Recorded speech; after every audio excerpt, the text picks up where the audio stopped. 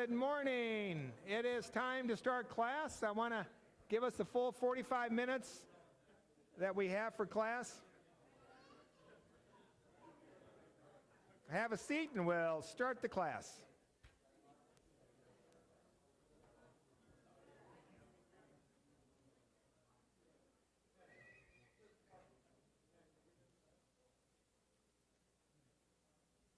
Thank you for hanging around. Again, one of the real concerns that I'd have, if you're not on the text messaging that I give sometimes, there's little videos, that kind of things that are happening. Make sure you give me your, say, I want to be on that. Or if you're on it, you don't want any more, tell me I want to be off. I'm okay with that too, either way. And then also, if you ever want to be on the email where I send out to about 72 different people who have the email about the report and where the money went, kind of like some of the stuff I talked about earlier in the last session. Be glad to get you on the email list as well. But we need so much prayers. I think what has happened in Nigeria, if it wasn't for God's providence and God's working, God's sovereign nature in such a dark culture, I don't think, in my estimation. And so that's why I covet people's prayers. That's why when you're on the text messages, I kind of keep you up to date sometimes on what's kind of happening, because it provokes you, I hope, to just throw a little prayer up, because without God involved in this activity, it will not succeed. And when God decides to pull his favor off and call Sylvester and Sandra home, then that's going to be it. Now, we're working on some legacy abilities to, for the printing press. Now, I'll be out in the next couple, probably the next week or so, and it's a 20-page document, but we're looking at, how we can continue the legacy, that if he dies, how can we keep the printing press going and all that kind of stuff. So we're into that mode right now. It's another huge step coming up, but just wanted to, start that idea that we are moving towards that direction. First thing I'd like to talk on the slide, Mark Batterson, he had some really good sayings. And one saying is, the world measures success by how much money you have and how many people serve you. Isn't that so true? We know that in business. We know that in neighborhoods and interaction with people. In God's kingdom, it's exactly the opposite. Success is measured how much you give and how many people you serve. And that's what really, I see Sylvester and Sandra Amogo, what a team. They are continually serving. They work so many times. We actually tell them, you need to take a little break, take a vacation, because they really don't get much of a break. They don't do the 40-hour work week, I'll tell you that. And so just wanted to bring that up. Let's talk a little bit about Nigeria first to give you a feel of the country. If you look at the top area here, all this area is the northern Nigeria, okay? Kano, okay? Actually, this used to be the headquarters of all radical Islamic, back in hundreds of years ago, right there. But this area is really dangerous. And, the 4,650 people who have been Christian martyred in Nigeria in 2021, according to some of the stats, we don't really know how many, honestly. And one thing that's happened in the northern areas is that Christians will be, and they'll get the cropland right here, and they're about ready to harvest, and then Islamic terrorists coming in many times from not Nigeria, outside country, coming in to cause serious trouble. And Buhari is basically the president. He is Islamic. And if they continue in that direction, there's going to be further Islamic issues. But this is the real danger for the Islamic terrorism. And there's what I would call agricultural genocide happening up there too, where, whole communities, Christian communities, all the crops are burned, all the crops are destroyed, and, they don't just go to Hy-Vee and pick up some extra food. And so that is a real serious challenge, what's happening, and the government does not want to really do much about it. Now, Abuja, right there, is the capital, okay? Right here is where Igera is, and Auchi is right about there. I'll get the other picture, but that's right in that area. Benin City is where he does a lot of his paper purchasing, as well as Lagos. Whoops, I didn't mean to switch. Lagos is right down here. That's the one that has 21 million people.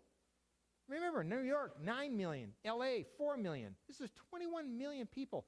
And if it's so cool, I just got this yesterday that, there's this mega evangelism from the printing press. They're using his tracks, and they're trying to, again, do a great, and October 29th is when they're going to do it, a great reach out to Largos. And so this is kind of the city where we're, over here.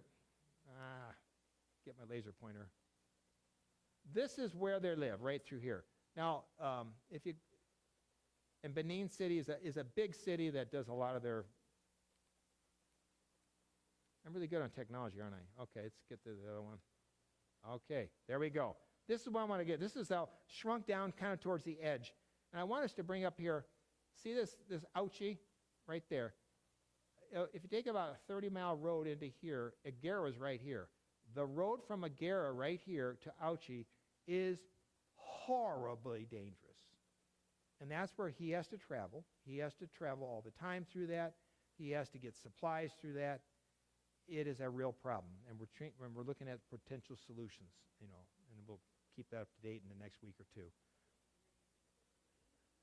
Now, it's dangerous because of the criminal activity. It's dangerous because of the Fulani herdsmen, the Islamic issues.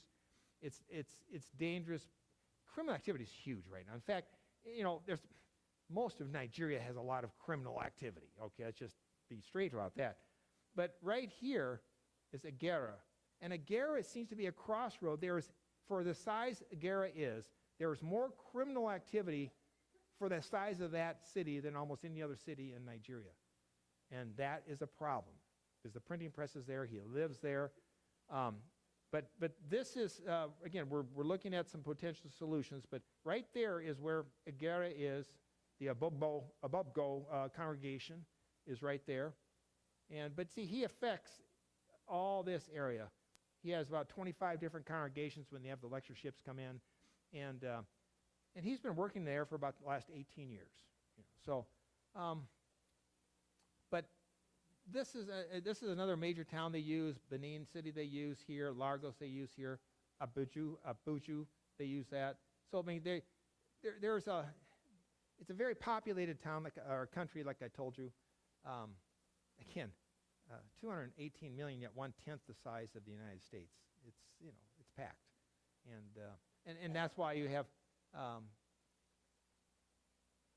But the road there is all. Oh, by the way, also it's terrible because the road has terrible conditions.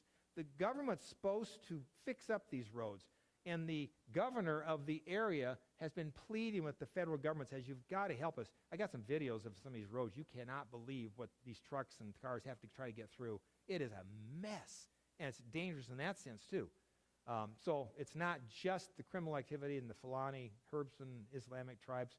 It's just the infrastructure.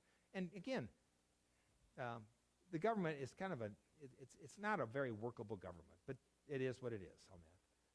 So, any questions on the geography a little bit before I go on to talking about some of the work?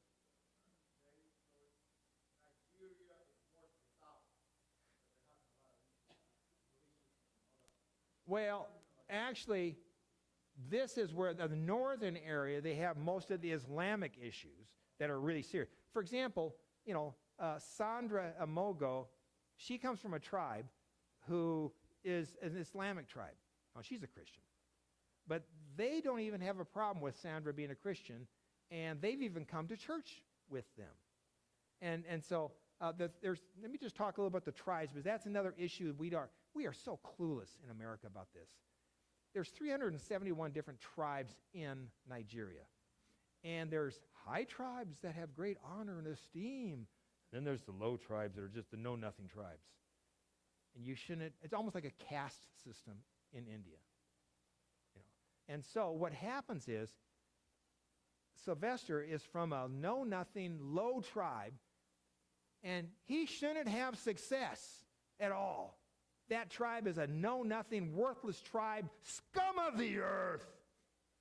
Okay. P.S. Agari is kind of like the head of our FBI. It's the head of their department. He's also the chairman of the Church of Christ Board of Trustees. Unfortunately, the Church of Christ Board of Trustees is trying to control 5,000 different congregations in Nigeria. There is a battle going on to the church's heart. Sylvester, a few years ago, wrote about a book about the autonomous nature of the church, that we can all work together, but the board of trustees is not the one that elects the elders in these congregations and this kind of stuff, and has control over all this, and has to have dues paid back like some denominations do in Nigeria. That's what they want to be. Well, P.S. Agari, after this book went out, basically sent a hitman out and almost assassinated Sylvester. P.S. Agari is from a high tribe, an important tribe, and he is furious and jealous that Sylvester has had such success in the gospel work. You think, wait a minute, why would any Christian be jealous about someone doing the gospel work and good souls? It's people and it's tribes. Again, and there's a lot of family issues with tribes. For example, Sylvester's sister wants him dead because he married outside the tribe. Sandra's not part of their tribe. I mean, and she will, if had an opportunity, to kill him. This is how it works. John Denea is a wonderful Christian man that just died 3 weeks ago. He was a great evangelist, good co-worker, and now he has 2 little children left behind and a widow. And widows do not have good situations in Nigeria. How did he die? Well, he had sickness. Sylvester, out of his own funds, basically paid for the hospital to have surgery on him, and it looked like he was going to recover. But his family, his brother and sister, not the wife, basically told the hospital, no, we're taking him out, taking him off oxygen, and we're taking him home to the tribe. And they did, and a day later he died. They didn't want him alive. This is the kind of problems we have. I mean, it would not happen in, well, maybe it would happen in America, I don't know. But probably not. The wife would have the right to say, no, he's going to stay here. And again, the hospital is being paid for this. And yet, they just released him to the brother and sister, and he died. And I'll show a funeral here pretty soon. But see, this is the kind of family issues that we have. We don't have here. The tribal issues and the family issues with the tribal issues.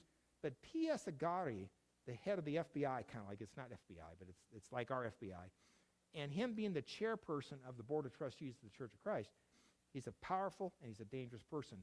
And it's a personal black eye to him to have the printing press in Agara, because that is his hometown.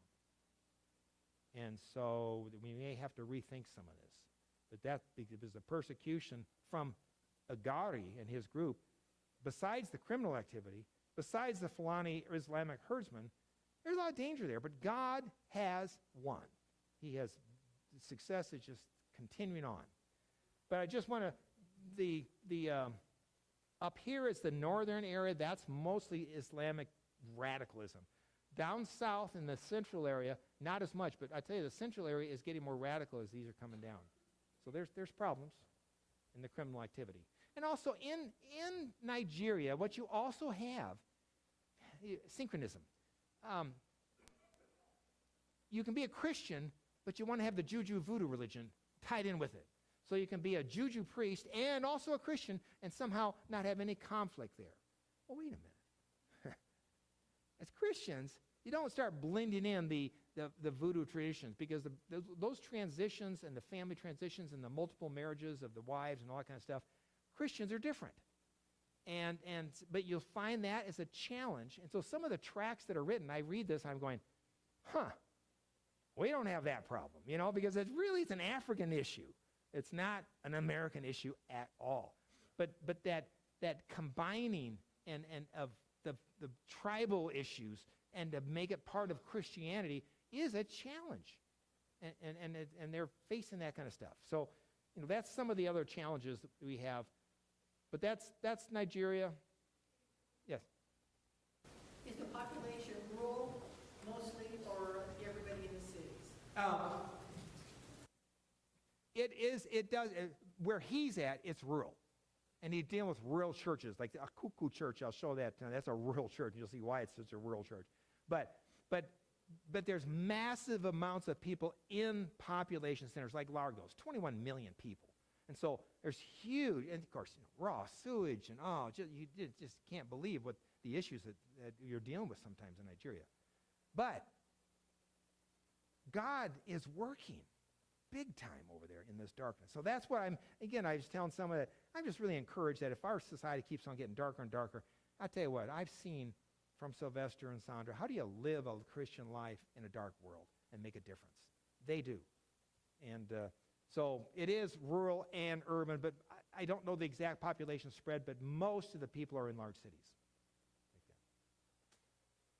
Okay, when we also give money, it's not just the printing, but we give to help widows. I mentioned that a little bit, but if you notice here, these are sewing machines back here, and these are food grinders, and they also sometimes give a hair salon.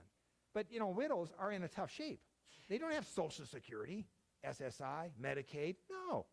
I mean, they're in real tough shape. And so what they do, we give them the facilities. Now, sewing machines can help, and by the way, you always give what else with a sewing machine, do you think? Reading glasses, because older people, it's a little harder to see. And so when we send out Bibles too, and some tracts, reading glasses are extra money goes just for reading glasses. A lot of times there's certain people and donors that say, I want this for our reading glasses. But reading glasses go out because, they're getting older too, just like you and I, and so we don't quite see as well. So reading glasses are an important part to read the Bibles and for preachers to have them so they can read their Bibles. But this is a business thing where we can allow these, and every village has, by the way, these are not all from the Abogo congregation in Agira. No, this is all big surrounding area. But these widows in every town have the ability to make some money because everyone has to have some food grinders for their food. They come in, they grind their food up, and this is what they do. So this is like a little micro business, I guess you'd call it, kind of like, but it's to help the widows sustain themselves. And so this is this is the widows that you and we and donors have actually helped. Yes. That is Sylvester. Sometimes the donors get this too. Sylvester prints out a little certificate of appreciation for the donors, and this is a certificate to get. So it's a little Nigerian thing. I don't get it. I just look, oh, okay, whatever. But that is a certificate to show that, the Church of Christ has given this to them and stuff like this. And typically, food sometimes is spread around not just to the body and the Christians and the other congregations, but even to people who need food. And so there's an evangelistic outreach to help people. Hey, I'm hungry. Feed the body first and then feed the soul. But typically on this type of thing, these are Christian widows that are trying to sustain themselves. And there is the widows list, the widows in deeds list that is in the Bible, and you support widows. Well, a lot of the money that's raised sometimes in these congregations, basically they just kind of distributed before that day is over to the widows. And so this allows the widows in deed list type of thing to be basically be more self-sustaining on that. This is some of the food areas, and some of the smaller bags. I'll show that in a second here, but this is actually at a lectureship, and they take some of the food back to the various congregations. So again, we do a lot of benevolence and with food issues, and that's what kind of like the bags of beans and rice. And Dave Ramsey says, when you have to cut your budget down, just beans and rice, beans and rice. Well, shoot, that is their main staples, beans and rice. That is their food, as well as some other spices and stuff we give. This is called Gospel Chariots. Now, these happen to be actually two that we bought for the printing press. But motorcycles are extremely important. We'll show some preachers also on the motorcycles. But these are called Gospel Chariots because we can get around on the roads with motorcycles better sometimes than even cars. I remember when Sylvester was here, and we had like a 20-year-old Suburban, and he looked at that and goes, I can't believe that's 20 years old.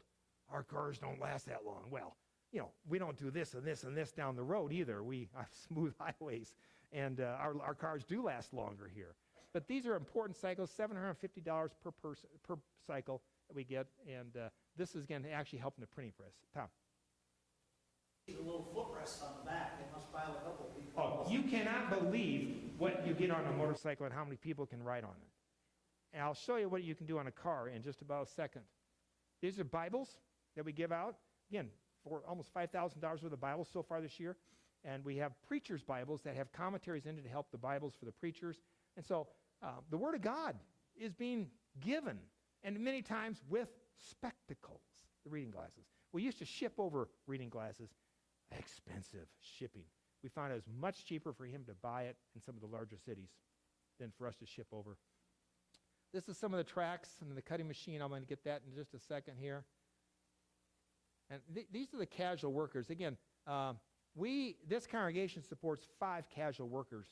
And basically what that does is when we need these collated and stapled and put together, we hire these young men. And so these are 4 of the 5. How about that? We'll say these are our 4 of the 5 that we support. And basically, it keeps the young men off the street. It gives our help what we need. They save money. Some of them are use it to go back to school. And what's fascinating, some of the workers in the printing press over the years, guess who've become Christians? Because not all Christians are working in the printing press. We had a Islamic printer at one time who's now a Christian. I guess when you read all this stuff and you see all this stuff and you read it, sooner or later, maybe some of that Word of God penetrates the soul. And so some of these young men, some of these might not be Christians, and yet they're being exposed to God and to Christ and to His Word. And so they're called casual workers. That's what we term them as. This is one of the printing presses, a couple guys working on it. Okay, this is a video. Kim?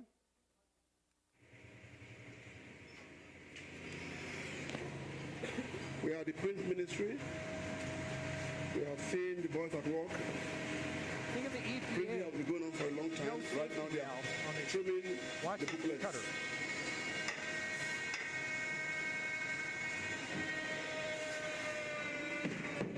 Whoops, don't keep your finger in there. No guards, but this is how they do it in Nigeria. This is about a minute and a half. These This are is about stock short of minutes. booklets are already produced.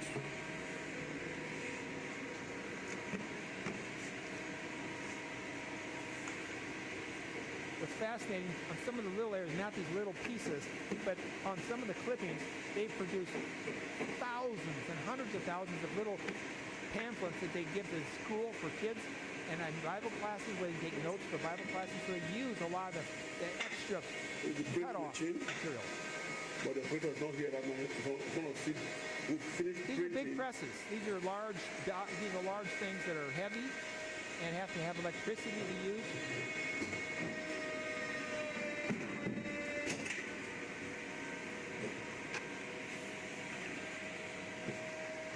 Space is always our problem here when we're printing. You see a little bit, the space Walk is here. horrible right now. We're running out of space for the printing press and how we can put things The together. last stage of We're looking sorting. at solutions here, but this is kind of how they do it.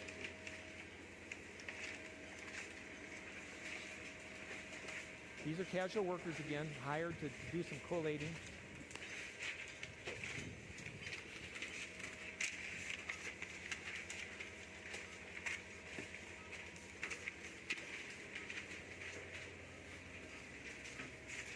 Try to keep these protected because there's a lot of open area and there can be a problem with weather.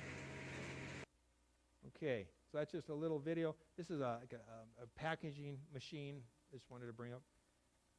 I wanted to talk about, this is actually a well bore right next to the church building, okay? And because they hadn't had water ever. And they don't have, pipes to hook up your municipal water many times. So you have to have a bore well. And so this is their bore well. We got some water off this, but we hit bedrock before we got the water we wanted. Now, we could take dynamite and blow it apart and try to go deeper. We didn't do it because it's enough water for the congregation, but not enough for a baptistry. And so, you know what? It is what it is. Someday we may do a little bit further, but I just want to show you that's what their water supplies are like, is a bore well. Now, this is Sandra. This is Sylvester. This is the bumper of a car. You catch that right there? See this? This is what they do. Now, it's not only, now they go and now again, they're not the only ones having this. See this bicycle? That's not their bicycle. There's a bunch of people that basically load up this car. I don't know how these cars have any springs at all on them. But you should see how many people they pack inside of there. And they're just cramped and they're just on top of everyone. And this is the transportation. So when Sylvester has to go get supplies and reading glasses, Bibles, like at the Benin City and stuff, this is typically kind of what you see the transportation him coming home in. And the roads are horrible. And so I just wanted to bring that to our minds. Again, I just can't imagine loading up these cars. Their springs must be shot. But and by the way, these two, they are such a team for God. I mean, Sandra is an unbelievable rock, too. She is just amazing person. But I wanted to bring that up just to give you a feel of Nigeria. Crazy stuff. This is paper being delivered, and this is typically how it comes from like Lagos, Benin City, Auchi, and even Abaju, the capital. But these come in cars like this and vans, and they're unloaded. And so they got, we just got our very first shipment of paper from the last quarter. Money just came in, and but that's the money. And what I did here, I wanted to make sure you saw this widow. Okay, now this is where a food distribution of widows. Now, she's probably been carrying heavy things on her head all her life. But I can't imagine having beans and rice on top of her head. And she's so grateful. But this is there, if you notice back there, it's the Bogo congregations in Agera. That is the Church of Christ right back there.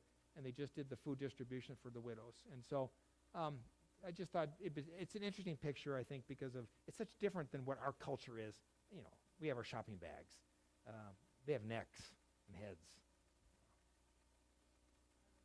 Yes? Is Nigeria in northern Africa? Southern. Well, it's on the side. The west side, I guess it is. Oh, west side. Yeah, I think it's okay. the west side. Southwest a little bit. All right. Thank My you. geography's correct on that one. I know about Nigeria, but sometimes Africa I don't know as much about. This is Of Africa. the armpit of Africa. That's where it's located, right in the armpit. Around. Kind of looks like an armpit sometimes. I understand that, but this, by the way, I put this in because, see, what happens is you get these great big bags of rice and beans, and basically, see the guy in the green right there?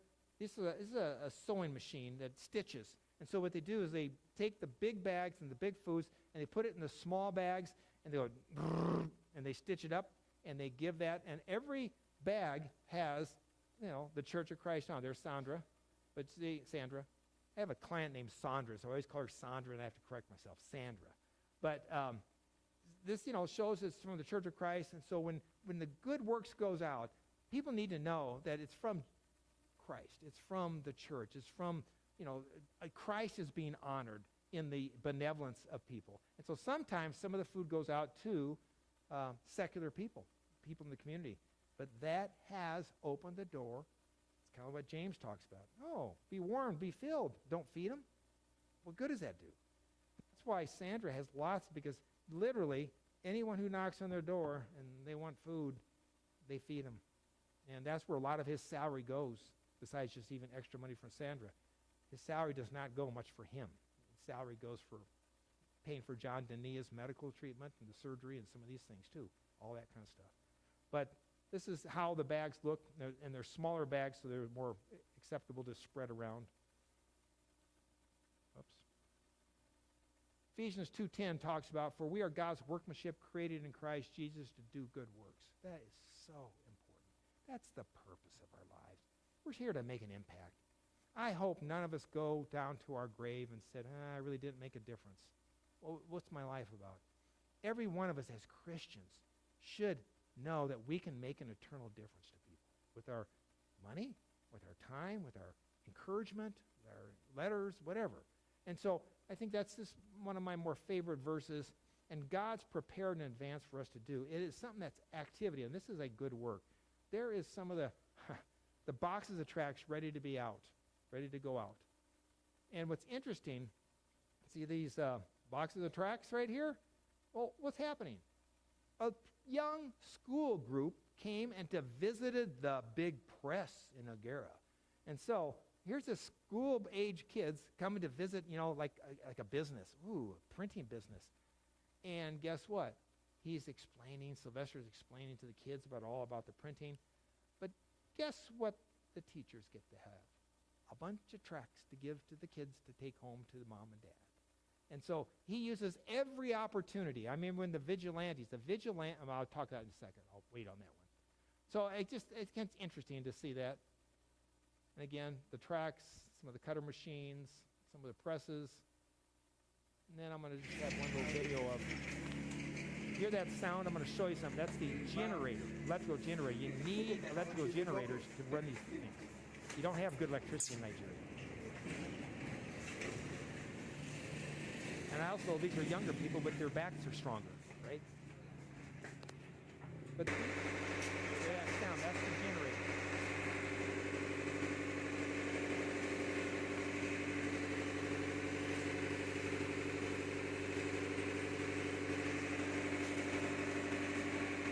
Without the generator, we couldn't do this. We need consistent electricity. We don't have good electricity in Nigeria.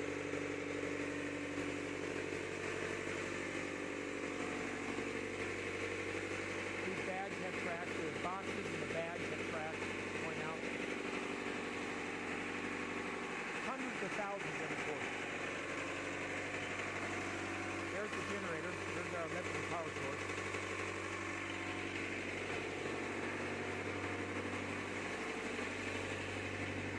That runs these different printing machines and cutting machines and stuff like that.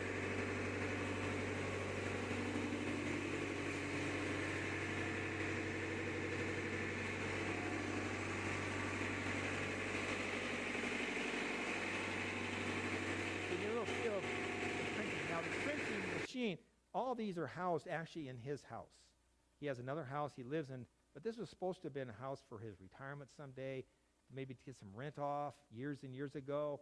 He hasn't got a dime off that house all these years because the print ministry just opened up the word and opened up the door, and it just happened, and so he just kind of donated this house and never got income from it. And we're kind of outgrown it, and we're looking at some potential solutions. But you know, this was his, actually a second house he was going to use for rent, and that never appeared. But we're kind of outgrowing this now.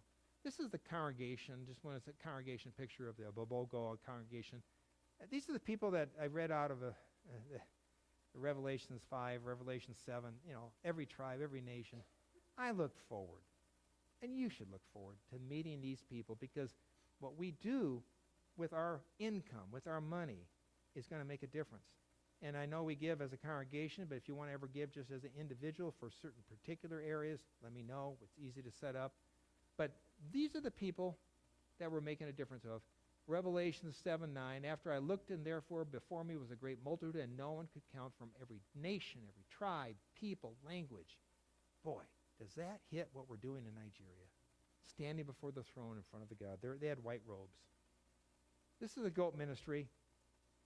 Unfortunately, we decided we're going to stop that. And the problem is, we got through 2000, 2001 with the COVID, and basically we wanted to give a couple goats to a widow. And then this are kind of free-ranging goats that kind of stay around the house and everything, you know, the area. But then they have babies. They give some of the babies to another widow, and they start that, and they try to basically increase. And it was working fine. But this past 6 months, the weather, there's been a lot of sickness of people, but there's also been a whole lot of sickness in the goats. And unfortunately, a lot more criminal activity where those goats kind of got disappeared, probably eaten. They're having very serious inflation right now over in Nigeria. And so we decided from now on, they did help the widows, and we've helped them for quite a few years, but we don't think we're going to continue that outreach under the current situation. But I just wanted to show you that was kind of a neat thing that the widows could have. Again, we're trying to help the needy of the needy. This is just a baptism. I just threw it in because, you know, we don't have a baptistry. It's nice and clean and water. This is river water. And for those who are on the text messages, I sent one where it was flooding. And they drove on the street, and they went down, and they baptized someone in the flood water. And I'm just thinking, oh, bacterial contamination, organic oils, gasoline, oh, yuck. But you know what? They're saved. And like I say, that was the people who were on the text messages. I think you saw that, and that was kind of like, wow, that was different. But this is a typical baptism in a kind of a muddy river. Yep, that's right. And it happens a lot in Nigeria. These are preachers that got their motorcycles, and I want to there's an interesting little video clip on that. Listen to the singing. They're having a ceremony to give these widows, the grinders, and the preachers their motorcycles.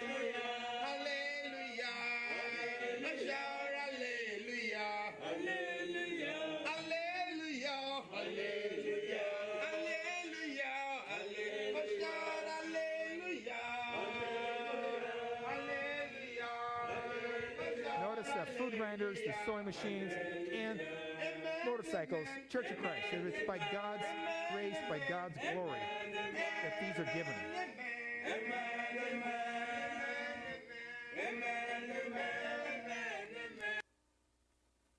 This is a typical, yes? Those generators, No, those are food grinders.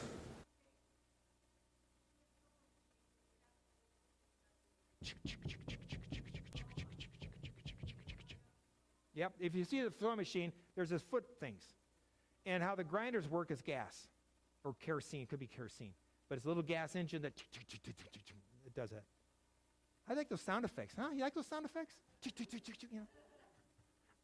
So, but this is a Friday fellowship, and they try to get together, and they eat together on a Friday fellowship, and they sing together, and I had some, you know, it's kind of fun to hear them sing, but I don't have any videos in this particular one that I'm going to share. But I just wanted to bring that up to you and let you see. This is the megaphones. People go, what, are you buying megaphones? You know, you just, hello. No, not that kind of megaphones. These are PA systems. And in Nigeria, they're used for, you know, at the church building, but they're also used open air preaching. And these are electronic, and I see they're from China, or well, probably China or Korea or someplace because you can see the markings on them. But these are used for evangelism. And so we bought a number of them this year, and these are the preachers. And what I think is interesting, these are preachers. Here's a Western-looking preacher. Here's a casual Western-looking preacher. Here's a traditional preacher, and here's a traditional. And yeah, it's just a real blend of what kind of clothes you wear, because some are traditional, some are more Western, some are casual Western, some are more formal Western, even with ties. So you just get a variety. But I thought that's interesting to see the variety. This is at a lectureship where the preachers came in to do a lectureship and be trained. This is sending out Bibles and tracts. And I just wanted to show, notice what's on top of there is the spectacles, the reading glasses. Because when Bibles go out, we try to bring glasses in so people can use that, because if you can't read it, it's not going to be a big help. And so we just wanted to make sure that was looked upon on that. This is the vigilante. I'm going to just real briefly talk about vigilantes a little bit. Vigilante is not like, you know, the Western cowboy vigilante. No. These are actually registered groups with the government to protect something. And the road from Auchi to Igera is horrible. And guess what? They had vigilantes. And so when you go to that road, you pay some money to keep them kind of guarding it, and they kind of guard the road so you can pass. Well, Sylvester, over the last few years, had been giving tracts with his money, and people have now been converted into vigilantes. And there's that, but they didn't go to his congregation. They actually go to the rural congregation and some of these things. But it's just interesting. And some of the vigilantes, even though they're not Christians yet, they come and they pick up boxes of tracts. So when people go by, they're handing tracts out. Now, these are vigilantes. There was a great concern. There was probably going to be maybe a shooting at the church building. There's some Islam people were looking out some stuff. And so basically, the vigilantes were hired to protect during services. And these are the ones that were protecting during services. They did it for 2 weeks, maybe 3 weeks, and then they just stopped coming. Even if they got paid, they stopped coming. And we found the reason why is because Gary Peterson de Gary, big FBI guy, said, remember, this is his hometown. He controls it. He said, no, we're not going to have vigilantes protect them. This is the kind of challenges we have right there in the Agera situation. And so these people were here for a while, but then they stopped showing up. God willing, God blessed us. There was no one that, a massacre did not happen in our church building. But again, this is kind of an interesting world that they're living in. Again, just another picture, some of the kids in the congregation, of their congregation. Now this is the Akuku congregation. For many years, they've met, see that structure behind it? That is the Church of Christ at Akuku. That's it. It's a roof. And so a couple quarters ago, Sylvester said, you know what? These guys, they've been getting sand, and they've been getting blocks. They just don't have the money for the cement. So he said, you know what? Let's try to raise some money. And so out of donors gave $2,450. We sent that over, And guess what? There's the Church of Christ at a cuckoo. And let me show you 2 short videos. Church of Christ Akuku, we are here today, the 9th of August, 9th of August. starting the work for their church building reconstruction. Construction. This is the block that they have. This is where they worship for a long time. But now, they're trying to start something for them. So now, so you see what we have got now. From here to here is 18 feet. The other one. Sandra is a huge, see, she's out there, she's almost like a foreman. I'm not telling you, she's done a lot of good work to helping these people get this stuff built. So that's 10 feet. When you get to 10 feet, that's how you dig out. I think you are going to have 3 lines now. They are going to dig this. I think 3, 5. One long See, they saved all that sand, they dug it out of the river bottom, This is Sandra. and then they got the bricks and they've been saving, but they didn't have the money for concrete. And so we got money for concrete and some extra bricks and sand and stuff too. Now cut 4 and divide. But that was the church building. That's it, right there. Now, here they're working a little bit more on, I just want to show them the actual construction. And actually, there's a couple people in this working group who are not even members of the church, but they just wanted to help out. And it's kind of a cool thing to, yeah, look what's happening. Pretty exciting for a little, this is a rural community. Akuku is it's a real rural area. And so you'll even have some of the people, and what their hope is that these people will become members of the church someday. But again, these are not paid contractors. These are members of the congregation that are doing the work to get accomplished. Yes? They're using all the time, or is there other languages? There's 371 tribes. They all have their individual language, but the common language in Nigeria is English because that is the communication, that's the commerce language. So you'll hear it. Sometimes it's really kind of hard to understand that English, but if you go to the websites and you can listen to newscasts from Nigeria, it's always in English. And so yes, it is English, but sometimes it's kind of hard to understand that English in certain times. And so here's kind of what they built. And they're starting the building itself. And so, this is what also the work does is try to help rural groups to really help the congregation. So this is not just about printing. It's not just about widow help. It's just not about, Bibles. It's a huge work. Again, $132,000 went out so far this year doing these different works. This is John Dania's funeral. And the family in Nigeria, you always drape this with white cloth. The family came and took the white cloth. It was a real affront. But these are Christians that are giving it. He was a good man. Now, unfortunately, Joy has 2 little girls. I think their names are Patience and Precious. But, not very old. And now a widow. So, but that's the reality. But God sustains. And again, boxing up, ready to ship out.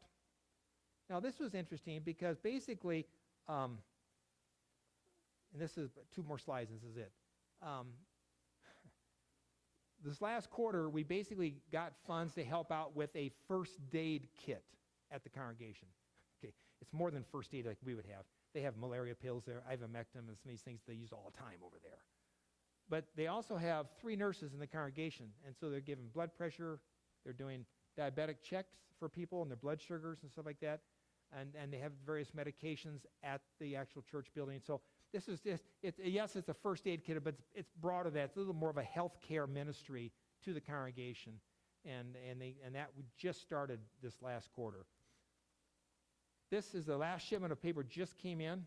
That's kind of how the paper all comes in. And this is some shipments of the bags of food, the rice that came in. Those are the big bags that we'll cut down and distribute to smaller bags and sewn together and that kind of stuff. So Matthew 6:19 says this, "Do not store up for yourselves treasures on earth where moth and rust destroy, where thieves break in and steal, but store up for yourselves treasures in heaven where moth and rust do not destroy, where thieves do not break in and steal. For where your treasure is, there your heart will also be." God doesn't bless us to raise our standard of living all the time. He blesses us so we can raise our standard of giving. And so thank you for those who, well, contribute for the weekly contribution. 20,700 of the weekly contribution from the congregation goes to this work in a year's time. And then all those who have done some private donations directly, thank you so very much, because this is a powerful and good message. It's actually out of time, but go ahead. Is there any questions I could answer just real briefly? I know there's a lot of information there. Thank you, and please keep these people in prayer. Without God's sovereign care over these people, this work would stop. And so our petitioning to God is an important part of this ministry. We appreciate it. Let's pray.